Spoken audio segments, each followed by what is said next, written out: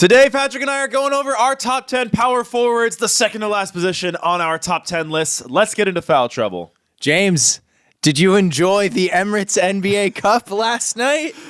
Seeing that the Heat lost on a very predictable last second alley-oop attempt from the Detroit Pistons of all teams, no. But a very unpredictable, complete brain fart from Eric Spoelstra as well. I think at least they've taken a step forward on the special courts. I think Eric Spoelstra, maybe Pat Riley's like, this is the year, man. This is the tank year. Yeah, maybe. Do they? They have their pick. They have their own pick. Lottery protected.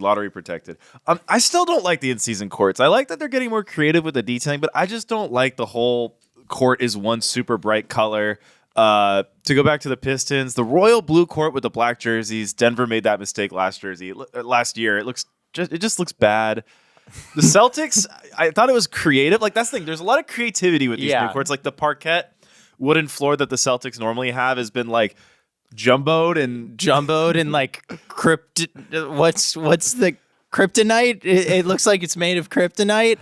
It's like lime green. It's very loud. Yeah, it's I like the creativity for a lot of these teams, but I just hate I don't know why the NBA has to make them so loud and obnoxious. Some of them are hard to watch still. Yeah, I didn't watch either of the games. I feel like I watched I watched the Jazz court and I watched the Warriors court, and both of those were kind of more muted grayish colors, and I didn't think about it very much. But yeah, in the highlights, the blue one is by far the worst. But I'm still in on the NBA Cup. The players play harder, and they play to the end of the game.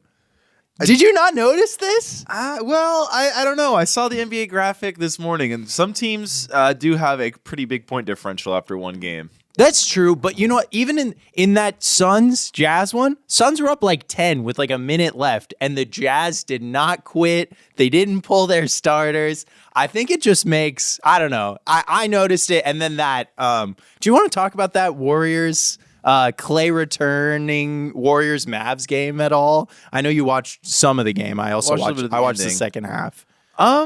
Yeah, I mean, I had my random thoughts that I've been doing before all of our top 10 lists, and the Warriors, I like the shooting, the way they're spacing the court with all these guys and letting Kuminga finish and rumbling around, and it looks so good. And defensively, they're flying everywhere. And they did beat the Mavs. The Mavs again. I was concerned about the Mavs coming into the year. I still feel concerned. I didn't love the Clay switching out Clay for the athletic kind of dive guys, but I don't know. I don't understand the Warriors fully.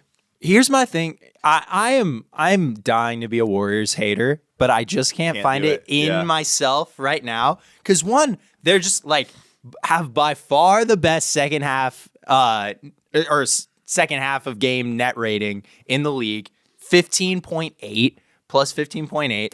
But what I like about the Warriors and why I think that it's maybe a little bit more sustainable than I thought at first is it would be one thing if they're just shooting above their skis, Buddy Hield's just dropping, 35 points a game, which was happening a little bit. It's trailed off a little bit. But when I watch the Warriors, especially last night, I just see a defensive juggernaut. And they have the personnel to make that so they're playing too big most of the time with Draymond and then either Looney or Jackson Trace, Davis. Yeah. And then they've got these dogs. They've got Melton. They've got Gary Payton. And then Andrew Wiggins is back. And when Andrew Wiggins is back, engaged and rolling, there's very few people that have the defensive tools that a guy like Andrew Wiggins has. So I don't really believe right now they're kind of blazing the fuck out of teams in the half court as well, which is just, I don't believe that that's super sustainable. But if their defense can play the way that they've been playing and just get easy transition bucket after easy transition bucket, which is how they really took the game from the Mavericks last night, I'm a believer. I just see it, and Steph is so good. Yeah. He's just so good. Yeah, I think they're going to end up being a really, really high seed. I'm still worried about them in the playoffs. I know everyone in their team is good in a role, but it just kind of still feels like it's all a bunch of guys who do a role. Like I haven't seen Kuminga do anything other than drive to the rim this year. I guess he's got some post up touches too. Yeah, but Which is a fun that's how wrinkle for you them. build like crazy good regular season teams. Is Yeah. just like really buying into your role. Are you worried about the Mavs at all? Because I know it's early, but I didn't really like them coming into the year that much, and I'm still kind of worried about them. I am like I didn't know what to expect from like the drop in athleticism. Like I think that was a really good point that you kind of shed light on coming into the season. I think there's been a lot of whispers about like, is Luka right coming into this season? I think like he's probably more right than people are giving him credit for, but not 100%. I just think what they need to get away from is like teams, in my opinion, are just inviting them to be like, hey, yeah, just feed Clay. Get Clay. Like if Clay is their second leading shot taker in any given game, I think the other team won. Yeah, that's why I didn't really like the Clay pickup for them, because I feel like it's like one of those things where I'm like, did everyone forget Clay sucked last year? Like, I don't know. It's weird. Okay. The only other two notes I had on my random thoughts was I think I might have wrote Denver off a little quickly, but I still have the same concerns about not enough ball handlers, relying on Westbrook when it's, important games. I mean, they're definitely leaning on Jokic a little bit. Yeah, Jokic right? is averaging, for people who don't know, a nearly 30-point triple-double. He's leading the league in assists per game, leading the league in rebounds per game, and he's like third in scoring per game. Yeah, I mean, the reason I was still in on the Nuggets is because like it's just the LeBron rule. Like when you have a guy that's at that level, it's hard to Not be good. Yeah, collect losses. Yeah, I'm still worried about. They're another team like the Warriors where I'm like, I see it in the regular season. You can ride Jokic. I think Jokic is a little resilient to fatigue in a really unique way. I don't know why. It seems like you can kind of throw more on his plate and it won't really affect him long term. But I don't know. I still don't like how like not heliocentric because of the way Jokic plays, but like heliocentric in terms of how much they're relying on that one guy to make the whole ship sail. Yeah, and I mean, I thought the Aaron Gordon injury was going to hurt them a lot more than it has thus far. We will see how that goes, but also Jamal Murray has been better of late, and we'll see. I mean, that's like the classic Jamal Murray query is he just like cannot be consistently producing. And then I had a little quick note, like how many games before we worry about Philly and Milwaukee, but they're 2 games back from play-in spots. They're 4 games back from the number 3 seed because of how bad the East has been overall. So I'm not worried about them at all yet. In terms of just like, I don't think we're going to see like a holy shit, Milwaukee missed the playoffs. Yeah, I don't think so. It would be too hard. I just can't see them finishing worse than some of these, Pistons, Hawks. But like, we're getting into that realm. Right now, for each of those teams to make the playoffs, it's like a historical rarity for a team to start that poorly and still make the playoffs. I think they're specially like equipped to defeat that history because of the play-in tournament and just how bad the Eastern Conference has been coming into the season. But they got to turn it around quick. And that Embiid, first appearance yesterday was definitely not like a good first step in like He's getting back to doing the Paul normal. George. First game back has to be just terrible. Yeah. So the Sixers are 2-8, 14th, but the Magic are 6-6 at third. So I mean, over the course of the next 78 games, the Sixers can make up 6 games to get all the way to the 3 seed. That's crazy. That is crazy. That's crazy. I mean, And they don't even have to get there. no. Okay, should we do our top 10 power forwards? Let's do our top 10 power forwards. All right. Probably the most loaded position, yeah, right? I would say the most loaded position. This our point guard. Yeah. As always, Patrick and I are trying our absolute best to adhere to the position they are listed at on the team's depth chart. That can get messy with my number 9 guy because he's not on the team's depth chart at the moment, so I wasn't sure what position he was technically playing. And that's why you might see a guy like LeBron James, who you think of as a small forward, and Rui as a power forward for the Lakers, being swapped here. And should we just get to number 10? Let's get to number 10. Who do you have for number 10, James? I kind of had a 3-way tie just to throw all these guys in. Is that not cool? No, you have to make a decision. I can tell you mine while you're making a decision. I'll go with Draymond Green. Okay, that's exactly who I had. Do you want to guess the guys I had in the three-way? I will guess Jaren Jackson Jr. is in that mix. No. What about Lauri Markkanen? I had Aaron Gordon and OG. Okay. I guess Lauri Markkanen's probably better than OG. I don't know. Markkanen's just the playmaking really. It's just non-existent. It doesn't exist. Lauri Markkanen is the NBA's biggest black hole, and it's not talked about enough. And we've never seen him in the playoffs. And I like Lauri. I like Lauri's game, but I just cannot stop imagining just him being picked on in the playoffs in a way that would like really bring down his overall value. Yeah. I mean, Draymond Green, I had him tied with Aaron Gordon too. Just they kind of remind me of like these guys who on their own team probably are not doing a lot. Obviously, we've seen Aaron Gordon in that situation. We've seen Draymond Green just won't play if Steph Curry's injured. That's kind of his thing. But I mean, they just fit spectacularly in their role as these kind of like not second. I guess in Draymond's case, a secondary facilitator. In Gordon's case, more of like a third, fourth facilitator. Gordon, much more of a play finisher. Draymond, much more of like a play facilitator. And just two guys who are really, really strong, which gives them a lot of versatility on defense.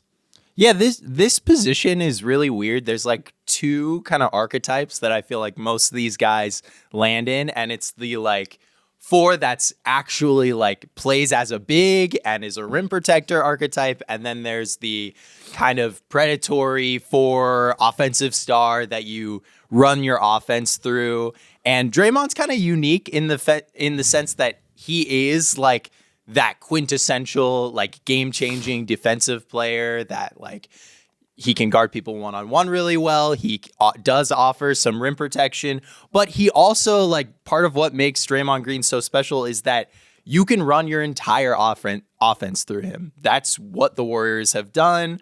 I think with some of these like defensively tilted guys that we're going to talk about, there is some worry about them once they get into the playoffs, if they can offer enough offensively. Draymond Green has proven time and time again that he just like thrives as a 16-game player, thrives as someone that you can never play off the court. Yeah, and see, I love Draymond. Aaron Gordon is another guy I just really want to give a shout out to because one thing I love about Gordon too is like when the Nuggets are playing like really small teams, they're like Gordon is like almost the best player in the league at like, okay, I have a size mismatch. I'm just going to go attack the rim. I'm not going to like do a little ditzy post up and give the guy an opportunity to find a way to get a steal or draw a foul. Like I feel like Gordon is so good at just attacking size mismatches quickly, which is like, I feel like a lot of bigger players in the NBA sometimes struggle with of just like going quick. And I like that the Nuggets are able to always like, bank on Gordon being able to take advantage of those opportunities. So that was really hard for me to parse between Gordon and Green. I just feel like I know you mentioned that the Nuggets are playing surprisingly well without him, but I just feel like they're two like integral pieces to different championship cores. Yeah, totally. I guess the one differential I had between those two guys in particular is I tend to believe in Draymond's ability to like fit around other players like a little bit easier than Aaron Gordon, especially with his like shooting leap that he took last year and seems to be like consistent throughout the start of this season. Yeah, I'm a little cautious on the shooting leap just because the attempts are still so low that like just 5 misses on the course of the season could have dropped his percentage somewhat drastically. But we'll see. Yeah. Okay, who do you have at number 9? At number 9, who did I have at number 9? I had Scottie Barnes. So did I. There we go. I was like, we definitely have like a super different list this time. We never talk about this beforehand. Yeah, Patrick and I never talk about this, but you know what? I feel like given some of the conversations we had pre-pod today, my number 7 you'll not have, but okay. Yeah, Scottie Barnes, we didn't talk about in the small forward episode. Is he a power forward? Is he a small forward? I don't know, but he's on our power forwards list, so that's what he is today. And he's only played 4 games this year. What I really like about Scottie Barnes, and it started like way back before his rookie season in summer league, but like he has some like crazy advanced passing chops at times. He actually averaged 6 assists this year and last year, which like I feel like because on like a lot of basketball podcasts and national media, we're always talking about like the best of the best players. It's like you kind of forget that like averaging 6 assists a game as a power forward is actually really, really difficult. Like Giannis Antetokounmpo is averaging 5. So, like, I don't know. And obviously, And Giannis look hits at the ball difference more. between their usage rates. Like, it's massive. Yeah, I think Scottie Barnes is going to become one of the best playmaking power forwards in the league. It's kind of hard to put him higher than that because, like, he has only played 4 games this year. He got hurt. And his 3-point shot, which we talked about a lot last year, like, quietly regressed all the way down to, like, the mid-low 30s at the end of the season. And it looks like that's where it's going to I think that's where it's going to be. He's going to be, like, a career 34 type of guy. Yeah, I mean, he is one of the few guys that I think actually deserves to be in that like Draymond Green archetype of player that like I think will be able to survive on a playoff stage without really having that shot. One, because he's like a super, super like effective rim finisher. Yeah, really strong. And I think like finished at the rim 70% last year, and I don't think the Raptors really did a necessarily amazing job of like putting him in those positions. Really effective rebounder, which I love to see out of this position. I think like each one of these guys either has to be a really effective rebounder or a really effective passer, or in this case, both. In a lot of these cases, both, because we just have like such elite players. And then, I mean, the thing that I think Scottie Barnes is most well known for is like he is a true 1 through 5 positional defender, super versatile, really effective at producing turnovers, really great block percentage guy for a forward, and pretty effective steals percentage guy as well. Just a really great player that I think hasn't been on a great team yet. And once he's on teams with better spacing, you know, if the Grady Dick jump like persists And quickly gets healthy. And he gets healthy. Yeah, that too. Like maybe he'll be in those places sooner than we realize. But yeah, Scottie Barnes, really great player. Yep. And I had at number 8, Evan Mobley. I had at number 8, Evan Mobley. Oh my God. I think our lists are going to be identical except for 7. I feel like 7, there's somebody I might have forgotten about, but we'll see. Okay. Yeah, I mean, so the thing with Mobley is he, tracking stats wise, he hasn't changed that much offensively, which I think is a little surprising given the Cavs 12-0 start. But watching their games, like, such an incredibly like rangy defender. The rim protection mixed with like being able to guard out on the perimeter, very switchable, kind of like a Bam Adebayo type of defender. And I think offensively, like, he does spend a lot of possessions just kind of sitting in the dunker spot, because I feel like most of the Cavaliers like handoff actions and pick and roll actions are more done with Allen when they're both on the court at the same time. But I think when Allen's not on the court, he's a great pick and roll player. And also he's so good at making like smart cuts, especially in transition. He's really good at trailing the guards who are pushing the ball up the court. Yeah, yeah, totally. I mean, sneaky good passer. I think, I mean, you can quibble with him versus Giannis, but I think there's a pretty good argument to say Evan Mobley's the best rim protector on this list. I think he could survive at the center position if he was in a different team construct, but he's obviously playing next to a great center in Jared Allen, so he doesn't have to do that. But that makes it even more impressive that he can be this effective playing the 4. Really versatile defender, like we said, with average over 2 blocks a game in the playoffs last year. Yeah, Which is and he's quietly awesome. like at like 18, 19 points a game. I feel like when you're watching Cavaliers games, I know a lot of his baskets are coming on like these like thunderous dunks a lot of the times, but it is a really quiet like, holy shit, he had 20. Yeah, and just that's just like efficient in the flow of the offense. Like has one of the lower usage rates of any of these guys that we're talking about. At just oh no, okay. I was looking at Jayson Tatum's usage rate. I was like, oh my God, Evan Mobley has a 33% usage rate. No, he has a 23% usage rate. But Let's go, yeah, Mobley. just like a really, really great player that's super effective and like really swings how effective the Cavaliers can be. Yeah. What put him over Scottie Barnes for you? For me, it's the defense. I think Scottie is already a good perimeter defender, but I think with Mobley, just the complete switchability, and I think it's something that even though he is a good rim protector, it does show up better in the playoffs. I think it's why Bam Adebayo is this like imposing defensive weapon in the playoffs, even more than he is in the regular season. I think switchability is way more important in high leverage situations than non-high leverage situations. And I feel like the problem with Mobley compared to a lot of these guys is like we are a little bit harder on his inability to shoot threes efficiently because of the team he's on. Whereas if we're kind of just viewing everyone in a vacuum, I feel like we're harder on him and his partner Allen because they play together, if that makes sense. Totally agree. Yeah, I believe more in Evan Mobley's isolation scoring, just chops than I do Scottie Barnes. And that's kind of where I made the call there for Evan Mobley over Scottie Barnes.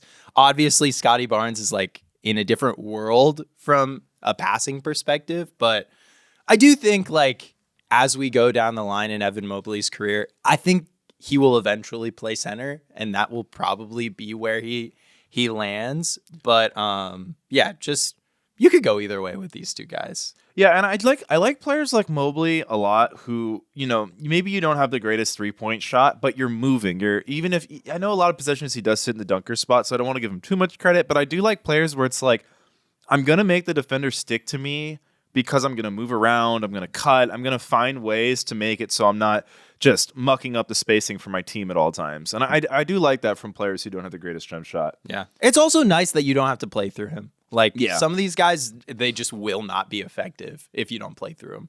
And I think maybe Scottie Barnes might be there, but I think there's a chance that if Scottie Barnes was on a better situation, maybe we'd be like, okay, he's 6. Yeah. But we just... I don't want to be unfair to Scottie Barnes, but he is hurt also. He's only played 4 games. Mm-hmm. It's hard to imagine, like, what would the Cavs be like if you just swap out Scottie Barnes for Evan Mobley? Are they better? I don't know. Are they worse? I don't know. Yeah. I mean, we have them 8 and 9. They're basically tied. Like, being 8 and 9 on this list basically has you at a tie. It's just funny because these two guys, their whole developmental curve, it's like, we're comparing them in the draft. We're comparing them in Rookie of the Year considerations. And now we still have them right next to each other on a positional ranking list.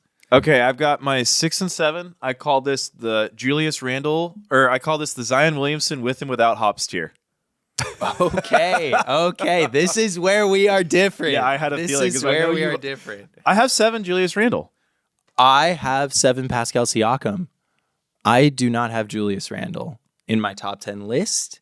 There's a couple reasons for that, but mainly just his defensive metrics are so bad. Especially this season, he is in the 0th percentile in defensive points per possession added for the Timberwolves this year. Obviously, he is a very effective offensive player. He's very effective or I guess he's in the 1st percentile. He's not in the 0th. Plus 20 points per possession with him on the court. And that's being replaced by not the most amazing defensive personnel coming off the Timberwolves bench. Also just like a notorious playoff faller from an efficiency standpoint. I just holistically, he just I couldn't put him above any of the other guys in my list. But he is a multi-time All-NBA forward. Give me the pitch for Julius Randle. Okay, I think Julius is the Timberwolves defense that bad when he's on the court? Yes. They're 30th Wow, they're 28th percentile with him on the court. How are they without him on the court? I think they're this is blowing my mind with how bad he's apparently contributed to the I Timberwolves really defense, wanted to give them a shot, but when I saw Yeah. that, I was like, no, I just cannot. Yeah, I think Julius Randle, I just think he's a guy that you can kind of build an entire offense around, and we've seen that for the last kind of 5 years in New York. Even, last year, Brunson was the guy who really came on, but at the beginning of the year, Julius was kind of the head of the snake at a lot of the times. I just feel like he's not an elite playmaker, but he's a good enough playmaker where you can kind of just run a high usage rate offense through him and kind of give the team a floor, which is why it's kind of hard to compare a guy like him to Draymond Green, because it's Draymond Green is never going to be asked to do what you can't put Evan Mobley where Julius Randle was with the Knicks like 2 years ago and be like, bring us to the playoffs. Yeah, no, they would not be able to do that. And I will say one thing that I've liked from Julius Randle in the Minnesota situation is that he's really changed his shot diet coming into this season. Yeah, and he's lowered his usage and upped his playmaking a bit on this Timberwolves team. Which has been nice and I think like essential to him being a positively effective player on the court. But also like he's just like a high turnover guy, like per touch. He's turning over the ball a lot. Still in the 90th percentile of usage for big men in Minnesota this season, but that's way down from where he was in New York. Yeah, I don't know. He's a great player. This is a stacked position, and I just couldn't put him there. But I said it to you before. Literally from like 7 down, like you can like put their names in a hat and draw them out, and I'd probably be fine with it. Yeah. All right. I'm going to make an omission. I completely forgot about Pascal Siakam's existence in life. It happens. With that in mind, without having done the research on Pascal Siakam for the absolute brain fart, I would probably definitely take the Draymond Green, Aaron Gordon tie out and throw Siakam in to keep Julius in, just because I know Julius, a lot of the times it doesn't even make sense. I feel like sometimes you look at his numbers and the efficiency and everything doesn't really like make sense, like how he's able to kind of carry a team to 40 wins. It seems like every year. Obviously, you know, they had Brunson and coming on, but like I just feel like it's unfair to take him off this list when I just don't know if you could throw a Scottie Barnes or an Evan Mobley in his position and what he's been asked to do a lot of the times. Now, on this Timberwolves team, I think Scottie Barnes would probably be a better fit, and maybe the Timberwolves themselves have better results, which maybe speaks to Scottie Barnes' versatility a little bit better than Julius's, because I do think Julius, we haven't really seen him succeed in a low usage role. Even when he was on the Lakers, even when he was on the Pelicans, I saw yesterday his usage rate is still like fairly high. So maybe he's not a guy who's scalable and he's kind of destined for 6-man. But would we feel different about him if they did have him be their 6-man and they had Naz Reid starting? Maybe. I mean, honestly, I would probably feel worse about him just because it's like what you're saying, I think, is the truth about Julius Randle. Like, he needs to be featured. Everything needs to go through him. And he can, like, raise your floor quite a bit. I just don't believe he hampers the ceiling. In the ceiling, like, being there. And like, yeah, there is something to say about, like, getting to the play-in mix, getting to the first round. But I just, like you can say with pretty much all these guys underneath where we're talking about right now, like, I don't believe Julius Randle can carry you to the second round. And I don't believe that, you know, Evan Mobley or Scottie Barnes, I don't believe any of those guys can. I think what's interesting about the power forwards, like, you know, like the shooting guards list, for example, it's like guys 6 through 10, we're like, okay, off the ball threat. What do you do off the ball? What do you do defensively? You're all a little different, but it's somewhat easier to compare. I feel like with these power forwards, it's like these guys, Scottie Barnes, Evan Mobley, Julius Randle are playing, Draymond Green are playing such different roles, which makes it really difficult to compare them. Yeah, there is a apples to oranges, element to it. The argument for Pascal Siakam, averaged 21, 4 assists, and 7 rebounds last season. I think he's really like a low-end second option on a championship team, probably high-end third option. Offers really, really great size. You kind of wish his shot diet was a little bit different than what it is. And a little less reliant on the spin. Yeah, always a little less reliant on the spin. But yeah, I mean, like, in the upper 90 percentile of mid-range frequency, like, he just loves to live in the mid-range, which he's relatively effective from there.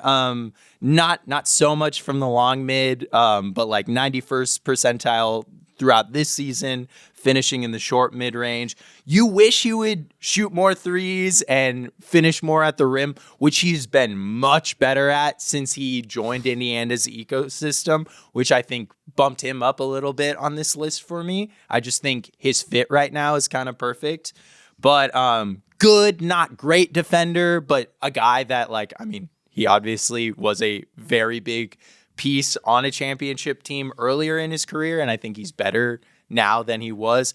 not like an amazing facilitator, but like will keep the ball moving, especially in like a championship ecosystem that we've seen. Just a really solid player. Yeah, I will say to the point that maybe he's like a low end or a high end, a low end 2 or high end 3. I low key feel like he could have almost been Finals MVP the year the Raptors won the championship, because he was torching Draymond Green in that series the entire time. So I think he has shown that he has the ability to kind of raise above his normal level in a high leverage situation. Yeah, but to that point, like he was in the perfect ecosystem. It was like sell out to defeat Kawhi. Yeah. Fred VanVleet is just like has his dad like energy and is like just flaming from 3. That team was so loaded. Marc Gasol doing his thing still. And who is this guy, Pascal Siakam? Yep. Okay, if I were to have my list spun out, I would have Siakam at 7, and I'd move everyone else down 1. Okay. That makes sense. And then we both had Zion Williamson at 6. Is this the last time we're going to have Zion this high? Might be. That's my first note. So Zion's out with a hammy. Obviously, Zion was pretty healthy last year. He played like 70 games, but like I don't know if it's just like he's definitely lost some bounce. He's definitely lost a little bit of a step from all of the injury tolls, but like he's shooting like 70% his second year in the NBA. Like he's just so dominant around the rim.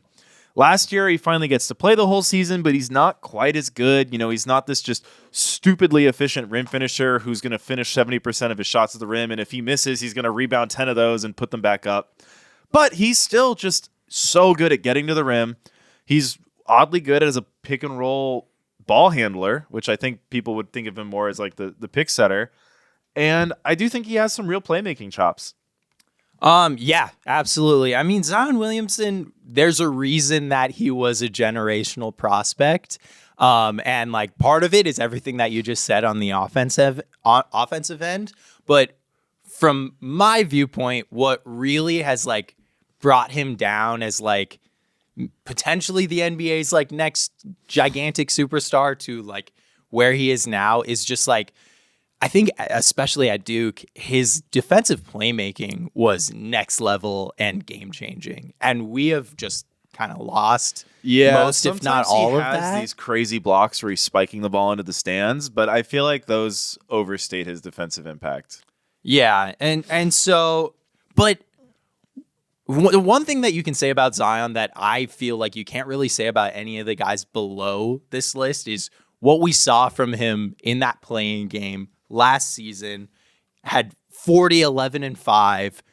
He has another gear offensively that you can't really quantify, but I think just that he has when he's healthy, that he can go to that just like raises his ceiling like past I think any of the other people that we talked about on this list. You're never going to see Evan Mobley, Scottie Barnes, Randle, even Siakam just have a game where it's like, I'm going to get to the rim against Anthony Davis 15 times and finish 11 of those.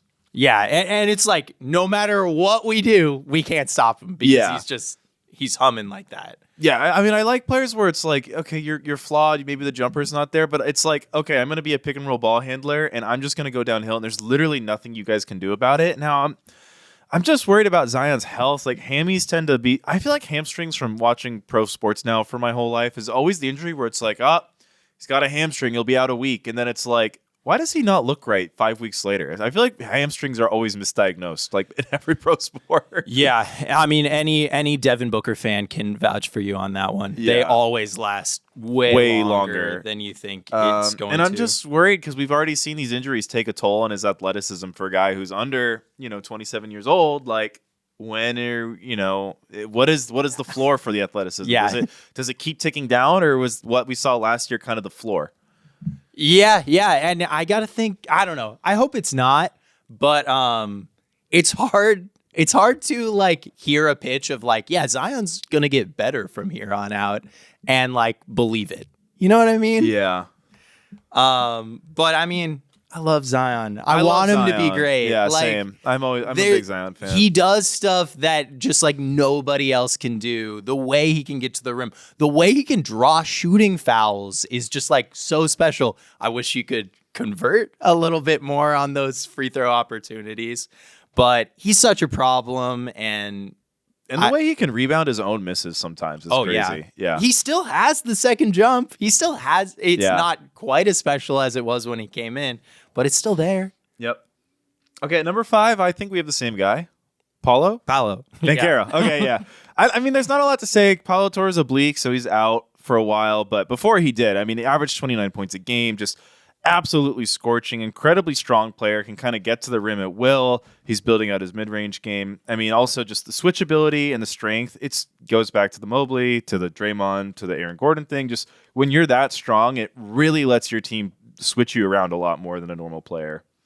This dude just looks like LeBron sometimes. Like, he's built like LeBron. He doesn't quite move like LeBron. He doesn't have the speed, but he's got the power. But like he's such a sneaky, great passer. Like super high assist percentage guy, especially for someone so young.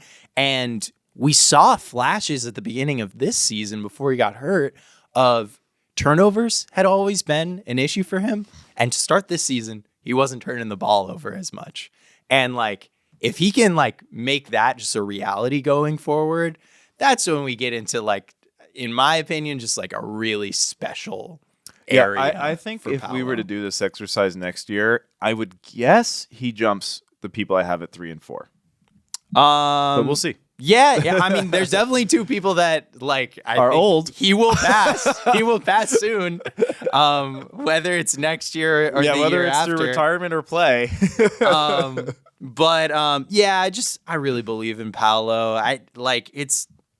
It doesn't even like, I don't know if it serves us very much to even talk about it that much, but like unstoppable going to the rim, really great ball handler for his size, really great passer, and around probably like, I can't really imagine like a worse ecosystem to like build around him to, raise up his personal abilities. Like it's a great team aspect. And like, I think they work as a team, but like, if you're just trying to like create an ecosystem where Paolo wins MVP, this is not it. It is fun to think about the Paolo Chet redraft.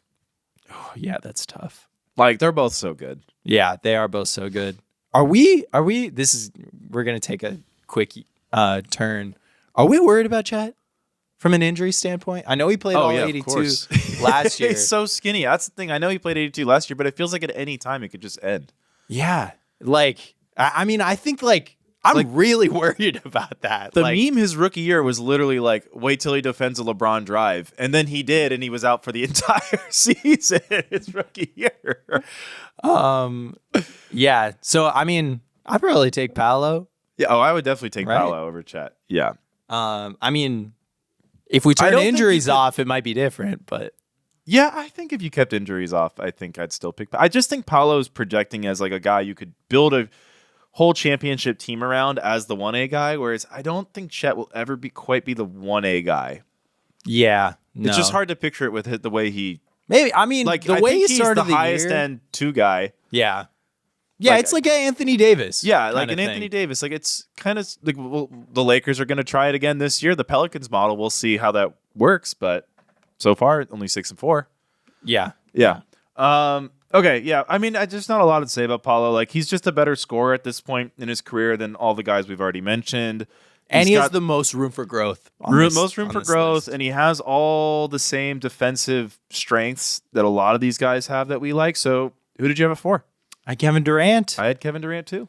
Yeah, I mean, like... He's still a flamethrower from everywhere on the court. Flamethrower. He's still, taking... The most efficient 3-level scorer on this list. Like, it's just, like, done when he gets to the rim. It's done when he's shooting in the mid-range.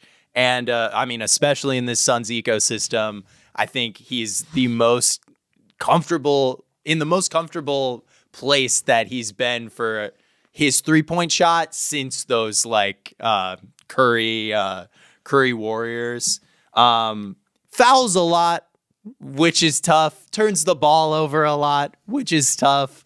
But hopefully at this point in his career, he is not expected to handle the ball as much. Yeah. That's definitely the plan for the Suns. I mean, easily the best shooter up and down the list, including the guys 1 and 2 and 3. Easily kind of the best, maybe not the best off the ball weapon just because of the rim pressure some of these guys put, but the last year I talked a lot about like Kevin Durant's rim attempts just going down and down. That slide kind of stopped.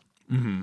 And I think this year he's at 20% at it. It's a good number for him for how efficient he is at the rim. Like I feel like really finding his stride in the Phoenix system, the new Phoenix system, I guess, and like the distance between him and number 3 for me was pretty small.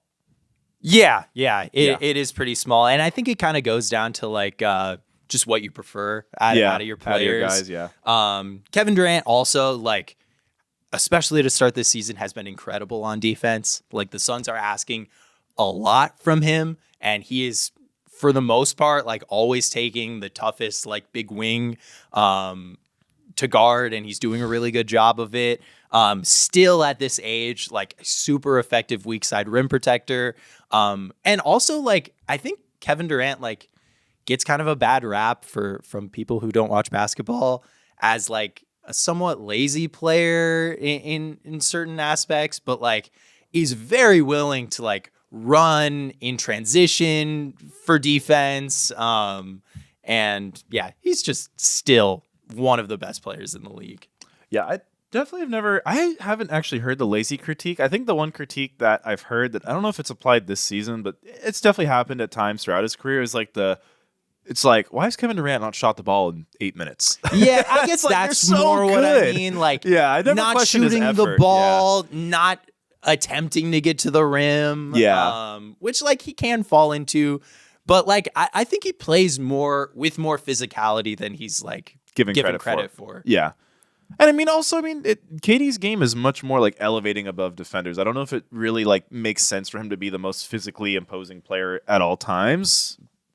Yeah. But yeah, I mean, Kevin Durant's really good. That's why we have him at number 4 ahead of Paolo Banchero, who we both think is amazing. Yeah. They'll probably switch next season. But who knows? KD's these guys, awesome. If KD is anything like the next guy on our list, it won't change. I'm assuming you have LeBron James next on your list? Yeah. Okay. Yeah, so interesting. LeBron is definitely taking a reduced role. His usage rate is the lowest since the 2005 NBA season. He's averaging his 3rd most assists per game, 8.9 assists. And it kind of feels like this is the way LeBron's career should end, as more of the point guard. And less, because I feel like it was kind of weird, like, with the Cavs and with Miami, it was like, we're going to bulk him up and make him this imposing down low threat so he doesn't have to move too much. And then that one year at the Lakers, they're like, we're going to play him at point guard. And it was like magical. And then the Lakers were like, and let's forget about that. And now they're kind of going back to that, but he is still playing with 2 guards. But yeah, I mean, LeBron's still a super efficient rim finisher.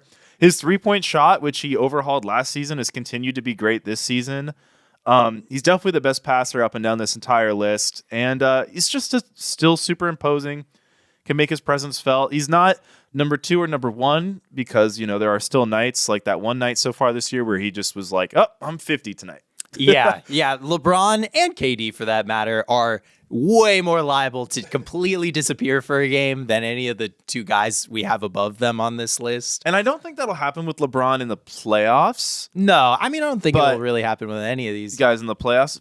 Yeah, I mean, LeBron's awesome. I just don't have him at 2 anymore because I just think, like, while he is such an intelligent defender and he's probably better than anyone in the history of the game at, like, getting away with lack of effort because of his intelligence, it's still lack of effort at times, still fatigue. It's more noticeable now than ever. Yeah. And I do think some of the rim protection stuff he had in the half court a little bit earlier in his career has kind of died down a little bit. I still think he's a great transition defender when he's trying, but I don't think we're seeing as many of those like rotation blocking a pick and roll center that we saw when he was with the Heat or with the Cavs. Obviously that was a decade ago at this point, but it's still like, I think he still has that, like, if he's like, I'm feeling good, I'm ready to go, he can be an incredibly impactful defender in a way that not a lot of guys can. It's just the consistency which he's doing that is, not as great. Yeah. I mean, something that I love about LeBron is still 85% or 47% of his shots, came at the rim last season. Crazy. Which is like, insane. You beg young players to do that. We've been looking at these lists, and like that's always like I always like looking at people's shots diets, and every player I look at, it's like as their career goes down, their attempts at the rim just die down. LeBron just refuses to not take efficient looks. Yeah. Well, and like with that, like I believe in his 3-point shot now in a way that I probably haven't throughout his entire career. I wish he'd shoot more from 3. Yeah. You know? But well, he's got to take that weird shot where he's running perpendicular to the basket and fades away while running in a horizontal line across the court. He's got to take at least 2 of those a game. But no, LeBron's awesome. He's the best playmaker of all the power forwards. And that's why I had him above KD. Is Same. Like you can give him the ball and tell him to run an efficient offense in a way that just you can never do with KD at this point in his career. And that's kind of where I made the difference between those two. Who did you have at number 2? This isn't a surprise. I have Jayson Tatum. Yeah, I also had Jayson Tatum at number 2. Yeah, so Tatum is still not quite as efficient as Kevin Durant, which I do think is a little concerning if you're a big Tatum guy, because I just think Tatum's environment is just so suited for him to just be super efficient. And Tatum's shot diet's getting a little weird. I don't know if it's like regular season noise. I don't know why I'm being negative. I have him at number 2. Tatum's taking over half his shots from 3, and he's at like 37% so far, which is, it's good, especially considering that Tatum does take a lot of difficult threes, which is what I think is a little weird, is that I guess what I think was weird with Tatum is I think he's not as scalable as he should be, but because of the way he plays, it does suggest to me that you could put him on a lesser team, and I don't think his stats would meaningfully change that much. And I do think if Tatum had these same efficiency metrics on a worse team, we'd be like, holy shit, this guy is just incredible with the offensive load he's taking on maybe on a worse team. And the big reason I had him ahead of LeBron and Durant is the rebounding. He's high 90 percentile for his position in defensive rebounding every year, doing it again this year. Defensively, I mean, he's just huge. He's 6'10". He can defend the rim. True 1 through 5. Like, yeah, true 1 through 5 defender. There's maybe, 3 centers in the league that he couldn't guard. Like, obviously, you don't want him to do that for a full game because he's Jayson Tatum and he's your star, but I think he could if you asked that of him. Yeah, I think, Tatum's just ability to obviously anyone on this list can catch fire, but when Durant catches fire, and we saw it the other night when Durant, who was he dueling in the clutch? Was it Kyrie Irving? He was dueling Kyrie in the clutch, and Kevin and Kyrie are going back and forth. They're both on fire hitting shots, and Kevin's taking pull-up threes. But sometimes Tatum, when he catches fire, it's just 4 threes in a minute, and you're like, oh my God. Yeah. No, it's filthy. And he's also between him and KD, he is so much better at drawing shooting fouls. Yeah, I mean, than KD. It's not even a competition, which just makes for a much healthier offense for any team. Now, this is the one thing I think would scale down on a worse team, but Tatum's rim finishing has just been super, super good this year in a way that even LeBron and Durant aren't at. So yeah, that's why I have him at 2. I think his whole, I guess you would want him to shoot a little bit more at the rim, but I love 52% of your shots coming from the 3 is a lot, but he took almost all of that from his mid-range attempts. And it's if you're jump shooting, I would much rather have you shooting these 3s. Yeah. Yeah. Tatum's awesome. But I can't put him at number 1 because at number 1, I've got Giannis. He's such a freak. Yeah. I got Giannis. I've got Julius Randle at 1. No, I've got Giannis at 1. Well, Julius Randle's never had a start to the season for his team as bad as his No, that's true. Actually, no, that's probably not true. Giannis is averaging over 30, 12.8 rebounds, 5.2 assists. Like Zion, like Paolo, almost kind of like LeBron too, just the relentless attack at the rim over and over and over again. Just obviously getting fouled nonstop. Best motor on this list, right? Yeah. Tatum. One of the better him, Tatum or Mobley. Him, Tatum or Mobley. I think Mobley and Tatum have pretty good motors too, but just I don't know, Giannis is just ever present. Just even if sometimes it's a horrible shot, I still think if you're gonna take a horrible shot, let it be a horrible shot at the rim when you're a 6'11" Greek freak. Yeah, no, totally. And a high usage guy, but not throughout his career hasn't really been a terrible turnover guy. Last year was a little rough, but he's back to where he normally is from a turnover percentage. Actually better than normal. What I like about Giannis too is you can give him the ball in the post and he can back a guy down, or you can give Giannis the ball at the 3-point arc and he can just get to the rim. And what I like about Giannis is he can kind of create rim pressure from anywhere on the court. It's not like a like some of these guys, I don't know if I'm going to give them the ball at the 3-point line and be like, all right, use your craft and handle to get all the way to the rim. Yeah. Yeah, he doesn't need any craft and handle. No, he will just Euro step, appear there, jump over somebody. Yeah, I mean, I don't really think there's a lot to talk about why Giannis is number one. Like, he's defensively, like, he can protect the rim, he can help over. 1 through 5 defender. I do think he's a little overstated as a 1 defender because he doesn't have the lateral quickness at times to really defend ones, in my opinion. But I do think just the help defense puts him ahead of all these other guys in that role. Yeah. No, I definitely hear that. Has become like also, less and less of a blocks guy throughout his career, but I think that's like scheme a little bit as well. And also just like, I think we've seen like Giannis can, if you put him in any playoff series outside of a Miami Heat series, he can kind of just carry you in a way he just gives the team such a high floor. Also, I think kind of like LeBron, he's sneakily good at the chase down block in transition. Like, saves a lot of those transition opportunities. So when you're talking about like building a team and you have 2 options, Giannis and Jayson Tatum, who do you think is like more valuable if that's your like number 1 piece? I think like, Giannis for sure. Jayson Tatum is definitely easier to build around, but Giannis is definitely the better player. Like, what's important to you there? I'd rather just have the better player and figure it out from there. Yeah, that makes sense. Yeah. Because, I mean, in today's NBA, more than anything, like, to be a good team, you have to be just loaded. Mm-hmm. Yeah, you can't just have 1 star. But if you do have 1 star that can just win you any game, like Giannis can, and it's a little bit more difficult for Jayson Tatum to do, that's just infinitely valuable. It's like what we were talking about at the beginning of this episode. The LeBron scale of just like, he's so good, he'll win no matter who his teammates are. I think Giannis is kind of there. Yeah, I think Giannis is really... I know that hasn't proven out in this regular season thus far, but that has not been Giannis's fault. Oh, it's so early too. Yeah, it's so early. I hate to not be dramatic about this. I'm way more worried about Philadelphia than I am Milwaukee. I just think, I don't know. I'll be worried about Philly on I got to see how Embiid looks like 5 games in. And it's just a vibes thing. I just think, I don't know. It's weird vibes. All right, that was our top 10 power forwards list. To the surprise of everybody, we think Giannis is good. Really good. Well, who do you think will be number 1 next week? Ooh, I don't know. Maybe Julius Randle. Yeah. Max, how do you feel about Julius? Timberwolves guy. It's a mixed bag so far. I mean, just like hearing the stats that Patrick was just laying out definitely are scary. Have you seen that? What is that stat that Karl Towns allowing 92% field percentage at the rim right now? Yeah. Insane. The big bodega. Yeah. Yeah. It seems like the take right now is that both teams are suffering from this trade at the moment. And I mean, I think that's total. Like, I think that some of those problems will be resolved over time.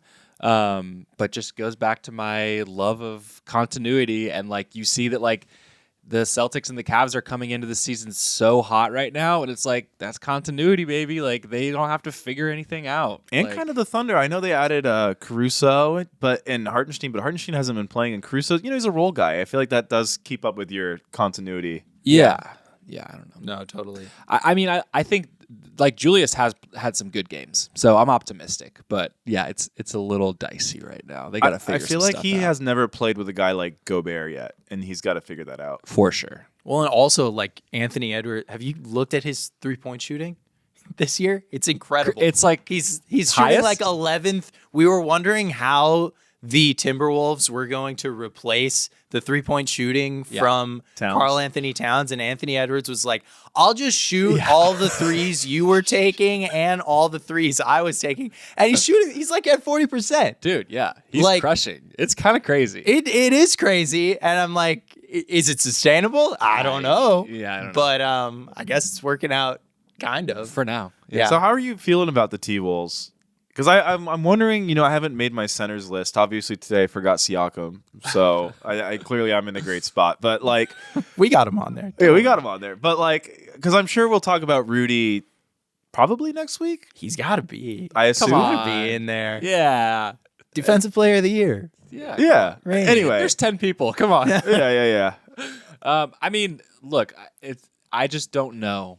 Like at this point in the season, I just think there's so many kinks that need to be worked out. I mean, they're going to be in the playoffs. I'm not worried about that. I just don't know how high seeded they're going to be at that point in time and what it's going to look like. Yeah. But I can't say I'm like super jazzed about everything right now. Fair enough. All right. We just lost to the fucking Blazers last night.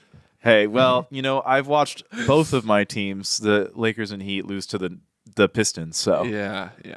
I think Blazers might be worse. Yeah. Pistons are looking good. Yeah, I'm I feeling feel like really good about would Pistons playing. Would Cade prediction. and Durant both be the best players on the Blazers? I mean, Cade definitely would. Yeah. I don't think Durant would be. You taking Simons over him? Yeah. Grant, I'd probably take over him. Just like in a vacuum, he's like probably a better player today. Okay. All right. Tumani Kamara. Best. All right, we're going to do best take, worst take. Patrick and I try to find the best take and the worst take in the NBA media landscape.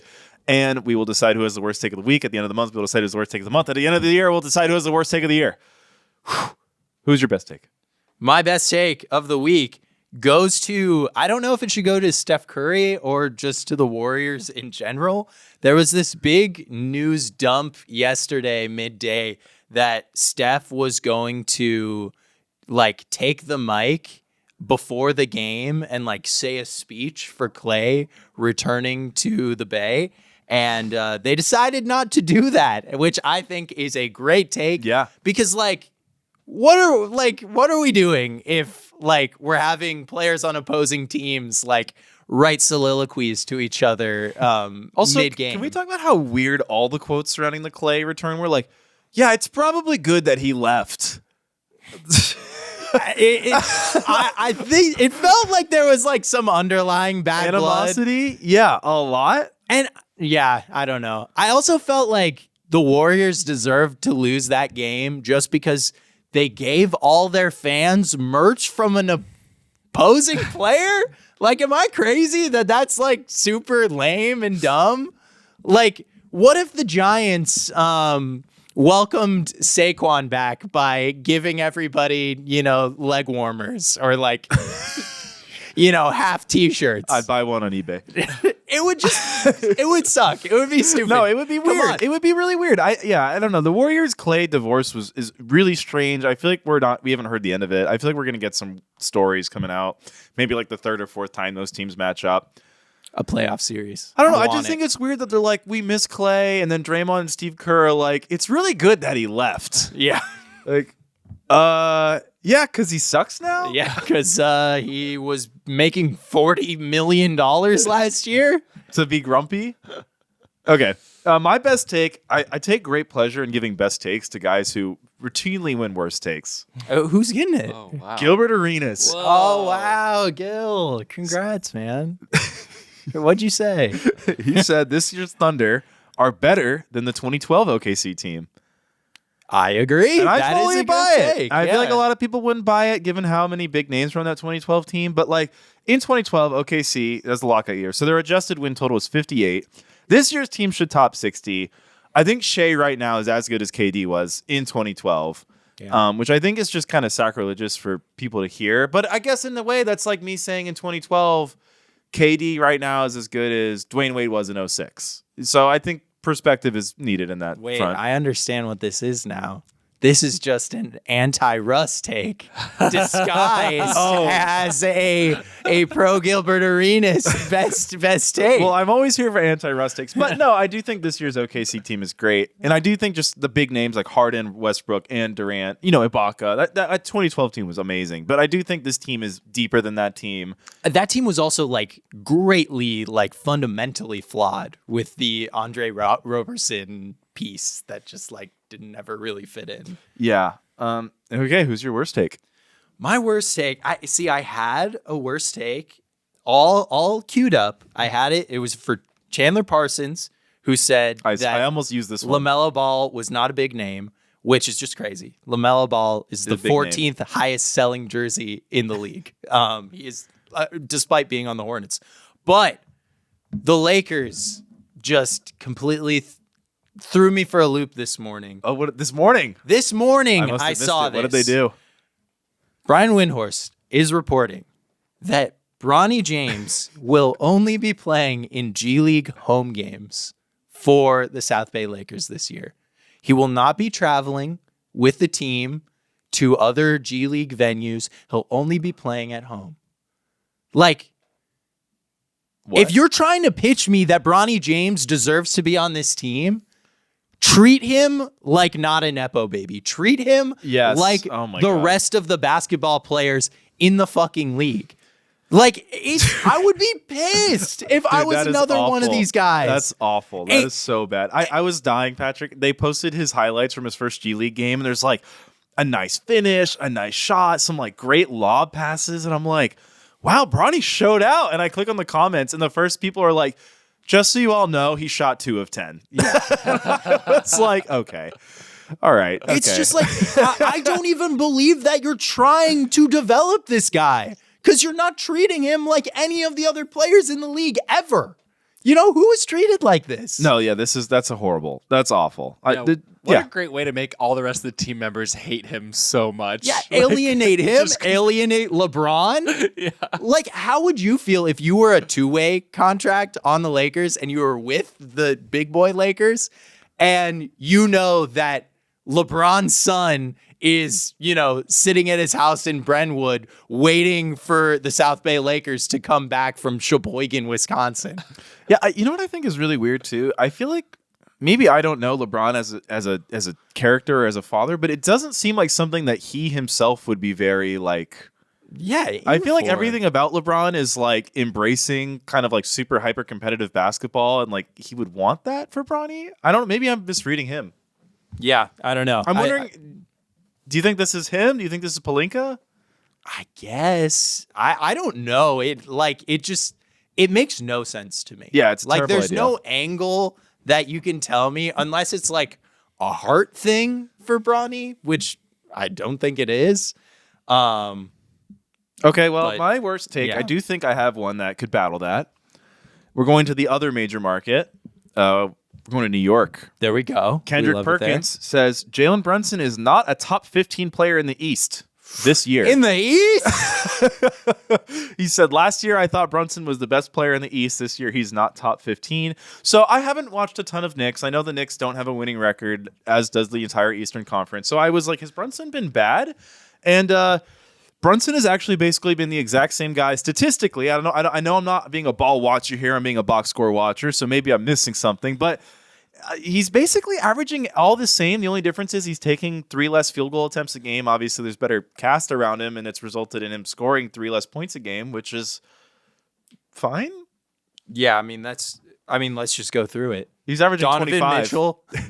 Mitchell, sure. We'll say he's on the list. Okay, we've got Donovan Mitchell, Giannis. Giannis, Tatum. Jayson Tatum, Jaylen Brown. I guess Paolo's on there. Paolo. Um, Trae Young. Trae Young, I guess. Tyrese Halliburton. Tyrese. Pascal Siakam. Pascal. And by the way, we're not saying these guys are better than Brunson. We're just coming up with a hypothetical Cade list. Cunningham. Bam. Bam. Because you can't say Jimmy. LaMelo, I guess, has got to be on that list if we're not including Jalen Brunson. The big bodega? Yeah, the big bodega. Still, we're struggling. You cannot convince me Paul George is on this list. Joel Embiid has not played at all. Joel Embiid played one. Yeah, because if we're going solely off this year, then Joel Embiid is definitely like not top 100 at Grady the moment. Dick? Okay. Yeah, He's leading sophomore scorers. Ooh. All right, Max, what do you think? Worst take, Kendrick Perkins or the Los Angeles Lakers organization? I think the Lakers have to take the L this week. I mean, that is just so terrible. Yeah, It's that's bad. Inexcusable. Inexcusable. Rough. Kendrick really wanted it this week. Yeah, he did want it. He wanted It's it an bad. atrocious take. Okay, boys, I got news for you. I'm ready. So, Adrian Wojnarowski famously has retired from, Yes. dropping his famous Woj bombs. St. Bonaventure's Adrian Wojnarowski. which we will all miss dearly. But it turns out that in his free time, he has now begun planting real bombs at various podcast studios around LA. and he has planted a bomb underneath the Foul Trouble studio for this recording. What? The only way to defuse the bomb is to answer the ESPN. You have to name ESPN's top 5 power forwards of all time in under 60 seconds. Okay. I will start my clock, and you have 60 seconds to name ESPN polls ranked top 5 power forwards of all time. Okay. And that will save your lives. Garnett. Wait, hold on. Starting now. Garnett. Tim Duncan, Dirk, Chuck. Karl Malone. Malone and Chuck. Yeah, Chuck? you got them all. Let's go. Wow, we were on it. Man, you thought you had us. Espen. Yeah. Adrian. Okay, bonus points if you can name number 6. Ooh, okay. So it was in order. It was TD, Carl, Dirk, Chuck, KG. Who would number 6 be? KG was 5th. Yeah. I don't know why my head is going to a player who at 100% is not, and it's only because he was a preeminent forward when I first started watching the Bat League. I know. I was gonna. Kevin Durant. Does he count? Nope. It's not going to be LeBron either. All right, what era? Classic era. Classic era. I'm talking about like John Havlicek. Kevin McHale. Kevin McHale. Oh, go. Kevin McHale. There it is. I went. Whew, that was school. close. Yeah. Yeah, we almost died. All right, hot streak shooting slump. Yeah, hot streak shooting slump. This is the part of the podcast where we determine if the last week of our lives we were on a hot streak or we were on a shooting slump. James? Just very tepid waters, you know. Yeah. I'll go slump. You know, I've had to watch both of my teams lose to the Pistons. Yeah. How did the Giants? The Giants lost to the Panthers in Germany. I got up early for that game. You should have made your Germany trip to see The Giants lose to the Carolina Panthers, which losing to the Carolina Panthers is like losing to this year's Portland Trailblazers. It's very 1-for-1. No, it's actually like losing to the Wizards. It's even worse. Does that mean that It Robert was with Williams Bryce Young starting is the Chuba Hubbard of the NBA? A lot of this week I've been dealing with like weird sinus issues. Those are finally kind of cleared up. I couldn't work out because I hurt my back last week, so I think I talked about that on last week's, but kind of carried through the week. But I think I have an exciting week ahead. I'm excited to live my life. Actually this past week, my lifelong dream since I was a kid, I wanted to be a video game developer, and I don't have the time to do it between everything I'm doing. But regardless, I started learning how to use Unity. So Very cool. I'm really bad at coding in C#. Coding is really hard, man. Just wait. Like, there's going to be an AI system that just like Helps me out. codes for you. Yeah. Just wait a So couple I'm at the years. point where I've made a Flappy Bird clone. Nice. It's functional. What is the bird? It's just a little bird. I'm gonna Okay, replace everything with like a dragon and medieval aspects and try to add my own things. But I'm having this bug right now with the game I'm making where on the title screen, I guess it's still loading the game behind the title screen. So if you look at the start the game button, after like 2 seconds, it'll say game over because the bird is falling off the screen behind the title, and I don't know how to fix it. I believe in you. So I'm on a figure it slump. Yeah, I feel like next week you're gonna be like, bro. Yeah. I made Minecraft. I will say I'm also on a shooting slump. I got a root canal last week. That was, I've had a couple of root canals in my day. This, I have to say, they just suck inherently because they hurt after the fact. But this was the best root canal experience I have ever had. Oh wow.